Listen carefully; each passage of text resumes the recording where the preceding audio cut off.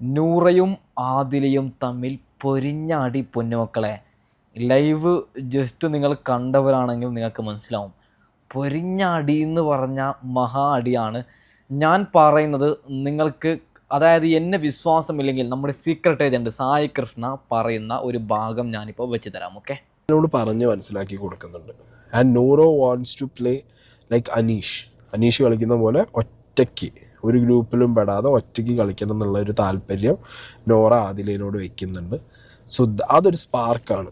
അതൊരു എന്താ പറയുക, ഞാൻ ഇതിനു മുമ്പ് സംസാരിച്ചല്ലോ, ഇവർക്ക് രണ്ടുപേരും തമ്മിലുള്ളൊരു ഫൈറ്റ് അല്ലെങ്കിൽ രണ്ടുപേരും തമ്മിലുള്ളൊരു ഒരു സാധനം, ഓപ്പോസിറ്റ് വരുന്ന ഒരു സാധനത്തിൻ്റെ ബിൽഡപ്പ് എന്താണെങ്കിലും വരും. അതിൻ്റെ ഒരു സ്റ്റാർട്ടിങ് ആണോ ഇത് എന്നുള്ളത് എനിക്കറിയില്ല.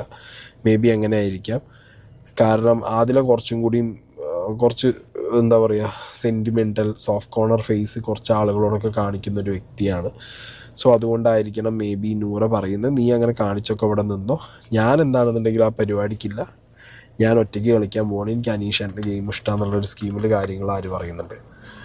നൂറ അവിടെ ആദിലയോട്, പൊന്നുമക്കളെ, നിങ്ങളിത് കണ്ടവരാണെങ്കിൽ, ലൈവ് കണ്ടവരാണെങ്കിൽ ഒരു കാര്യം, ആദിലയുടെ മുഖത്ത് ഒരു കാര്യം ഉറപ്പായി, നൂറ എന്നിൽ നിന്ന് ഉറപ്പായിട്ടും പിരിയും.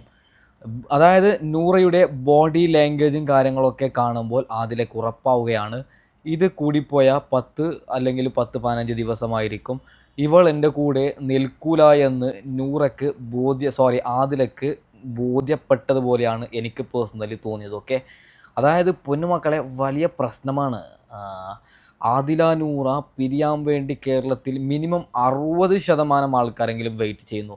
ഞാൻ കാണുന്ന വാർത്ത, അതായത് എല്ലാ യൂട്യൂബ് ചാനലിലും ഷെഫീന ബീവിയെ പോലുള്ള എല്ലാ യൂട്യൂബേഴ്സും പറയുന്നത് നൂറ പെട്ടതാണ്, നൂറ ആദിലയുടെ കൂടെ പെട്ടതാണെന്നാണ് എല്ലാവരും പറയുന്നത്. അതായത് വാശി തീർക്കാൻ വേണ്ടി നൂറ അവളുടെ ജീവിതം ആദിലയുടെ കൂടെ ജീവിച്ചു ഇല്ലാതാക്കുന്നു എന്നും സംശയമുണ്ട്. ഓക്കെ, എന്തായാലും പൊരിഞ്ഞ അടിക്ക് ഒരു ചെറിയൊരു തുടക്കമായിരിക്കുന്നു. ഇനിയാണ് കളി പൊന്നാര മക്കളെ. അതായത് നൂറ പറയുന്നത് ആദിലക്ക് പിടിക്കുന്നില്ല, ആദില പറയുന്നത് നൂറക്ക് പിടിക്കുന്നില്ല.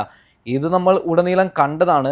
പക്ഷേ ഇന്നത്തെ പോലെ ഒരു ഇഷ്യൂ ലൈവിൽ ആദ്യമായിട്ടാണ് ഞാൻ കാണുന്നത്, നൂറയും ആദിലയും തമ്മിൽ. ആദില പറയുന്നു, നീ ഞാൻ പറയുന്നത് പോലെ കളിക്കണം. നൂറ പറയുന്നു, പോയി പണി നോക്ക്, നീ പറയുന്നത് പോലെ കളിക്കാനല്ല ഞാൻ വന്നത്, ഞാൻ ഒറ്റയ്ക്ക് കളിക്കും, അനീഷേട്ടനെ പോലെ ഞാൻ കളിക്കും. അപ്പോൾ ആദിലയുടെ ഒരു ഫേസ് നോക്കണം, അത് നോക്കുമ്പോൾ തന്നെ നമുക്കൊരു കാര്യം മനസ്സിലാവും. പിന്നെ ഒരു കാര്യം പറയുകയാണ്, ബിഗ് ബോസിൻ്റെ ഏറ്റവും വലിയ പരാജയം, അതായത് അവിടെ അൺമാരേജ് ആയിട്ടുള്ള ആൾക്കാർ ഇല്ല എന്നതാണ്. കുറച്ച് ആര്യന് പിന്നെ സാബുമോൻ, 2-3 പേർ അത്രയേ ഉള്ളൂ.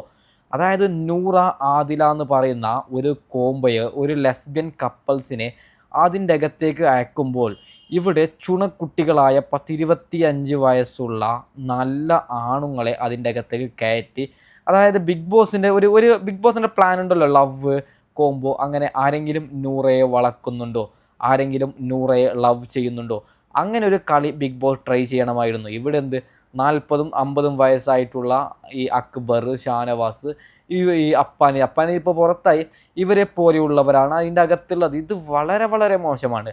നൂറയെ പോലെയുള്ള മികച്ച കണ്ടസ്റ്റൻ്റ് അവിടെ ഇരിക്കുമ്പോൾ, അതായത് ഒരു ലവ് കോംബോ വരുന്നുണ്ടോ, ആദില നൂറ പിരിപ്പിക്കാൻ ബിഗ് ബോസിന് ഏറ്റവും നല്ലൊരു ബുദ്ധിയായിരുന്നത്. അവർ എന്തുകൊണ്ടത് അങ്ങനെ കളിക്കുന്നില്ല എന്ന് എനിക്കറിയില്ല. ഒരൊറ്റ ഒരുത്തനാണ് അവിടെ ഉള്ളത്, ആര്യൻ. അവൻ മഹാപൊട്ടനാണ്. ഓക്കെ, അപ്പോൾ ഞാൻ പേഴ്സണലി ആഗ്രഹിക്കുന്നത് ഈ വഴക്കിൽ ഇവർ രണ്ടാളും പിരിയണമെന്നാണ്. അത് എനിക്ക് വേണ്ടിയിട്ടല്ല. ഓക്കെ, ഇവർ രണ്ടുപേര് പിരിഞ്ഞാൽ ഇവർക്ക്, ഇവരുടെ ഭാവിക്ക് തന്നെ ഗുണമാണ്. അപ്പോൾ ഇവർ രണ്ടുപേരും തമ്മിൽ ജീവിതം ഇനി മുന്നോട്ട് പോവുകയാണെങ്കിൽ ഒരു 10 വർഷങ്ങളൊക്കെ കഴിഞ്ഞാൽ എന്താവും? അപ്പോൾ ഇത് ഏറ്റവും നല്ല വേദിയാണ് ബിഗ് ബോസ്. ഇവിടെ പിരിഞ്ഞ് നാട്ടിൽ വന്നതിന് ശേഷം നല്ല ആണുങ്ങളായിട്ട് വിവാഹം കഴിച്ച് കുടുംബമായി ജീവിക്കുന്നതാണ് നല്ലതെന്നാണ് എൻ്റെ പേഴ്സണൽ അഭിപ്രായം. ഓക്കെ, അപ്പോൾ ഏതായാലും ഞാൻ വൈൻഡ് അപ്പ് ചെയ്യുന്നു. Okay, by.